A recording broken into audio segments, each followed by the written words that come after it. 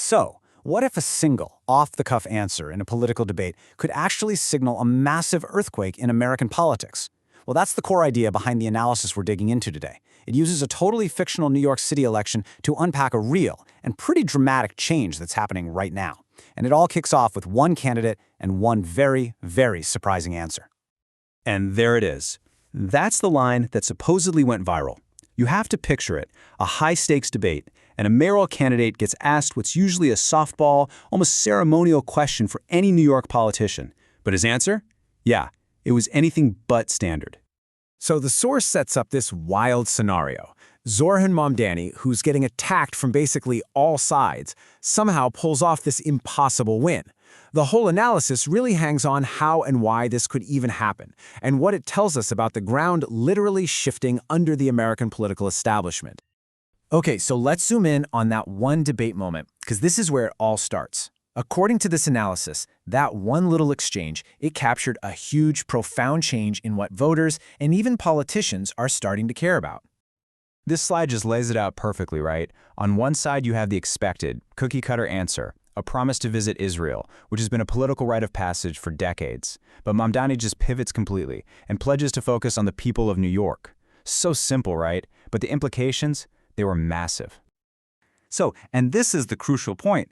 This was never just about travel plans. That moment symbolized a direct challenge to what was, for a long, long time, considered a non-negotiable rule in American politics. You had to show unquestioning support for Israel. And the fact that he actually won after saying this, well, that's the whole ballgame. And this is where we get to the core argument of the whole piece, that the old bipartisan pro-Israel consensus is, well, it's fracturing. Mamdani's fictional win is basically being presented as a symptom of a much larger, real-world trend that's hitting both Democrats and Republicans. Now, the analysis points to a few key things driving this. You've got the raw, unfiltered reality of conflict being broadcast on social media, which is really shifting public opinion, especially with younger people. Then on the left, you have this growing alienation over foreign policy, and pretty surprisingly, on the right, you've got this America First ideology that's making people ask, hey, why are our resources going overseas? And here's a perfect example of that shift on the right. You have a huge media figure openly questioning a top Republican senator about financial influence from the Israeli lobby, which is just the general term for groups that advocate for pro-Israel policies. I mean, this kind of public call-out on a platform that big was almost unthinkable just a few years back. It really shows you how the conversation is changing. And it doesn't even stop there. Here's another prominent voice from that America First movement making an even stronger statement, just explicitly pulling her support. So the source is pulling these real-world examples to show you that the cracks in that old consensus are getting deep and that this isn't just some fringe idea anymore. So what's the big picture here? Well, according to this analysis, it's huge. For decades, Israel's security has basically relied on two pillars: rock-solid U.S. support and the cooperation of nearby Arab rulers. The argument is that if that first pillar, American support, starts to wobble from both the left and the right, it poses a fundamental, almost existential challenge to Israel's position in the world. But the question is, why is all this happening now? This analysis suggests that foreign policy is only half the story. The real reason a candidate like the fictional Mamdani could actually win has less to do with what's happening overseas and a whole lot more to do with deep economic problems right here at home. Right, so the heart of this argument is that regular people are just getting crushed. They can't afford a house, they're watching their savings get eaten by inflation, and they just feel totally left behind. The political establishment, this analysis claims, just keeps throwing out culture war slogans instead of actually dealing with the real economic pain that people are feeling every single day. And look, this isn't just a critique coming from the left. The source points to figures on the right, like Republican Vivek Ramaswamy, who are saying, hey, our party keeps losing, maybe we should stop yelling about identity politics and start talking about the cost of living.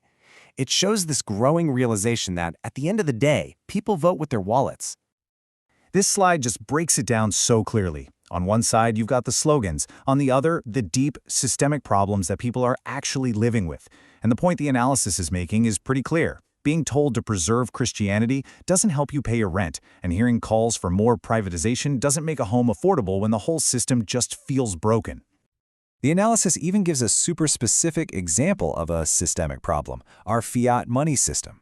The basic idea is that because our currency isn't backed by a real, physical thing and can just be created by banks, its value just goes down over time. So when you hear about inflation and the cost of living crisis, this analysis points straight to this system as a fundamental, often invisible root cause that slogans just can't fix. Okay, now just when you think you've got the argument figured out, the whole thing takes this sharp, critical turn. It starts asking, is this victory for a candidate like Mamdani, is it really a win? Or is it something else entirely, something more like a trap? This is a really provocative idea. The theory here is that this isn't a victory at all. It's a setup. The system is failing, and by putting a minority figure, a socialist, a Muslim in charge, the establishment makes sure that when things inevitably get worse, it's his face, his identity that gets all the blame. And to back this up, the analysis points to history. It talks about Barack Obama, whose election felt like this new beginning, but who ended up expanding drone warfare. And it looks at London's Mayor Sadiq Khan, who runs on secular policies, but when there are problems like crime, his failures are often tied back to his Muslim identity. So this slide basically lays out the catch-22 that, according to the source, Muslims in the West are facing. The right seems to demand that they give up their identity entirely to assimilate.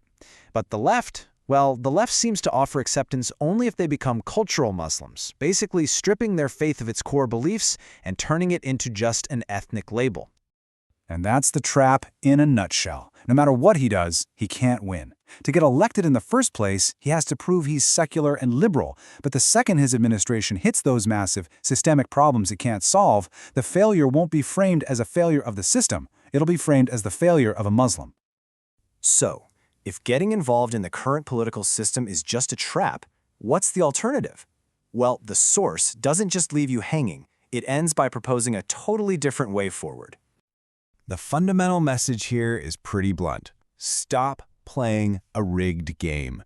The idea is that chasing political power inside a system that's seen as fundamentally broken, well, it's just a distraction that forces you to compromise your values for what's ultimately an illusion of power.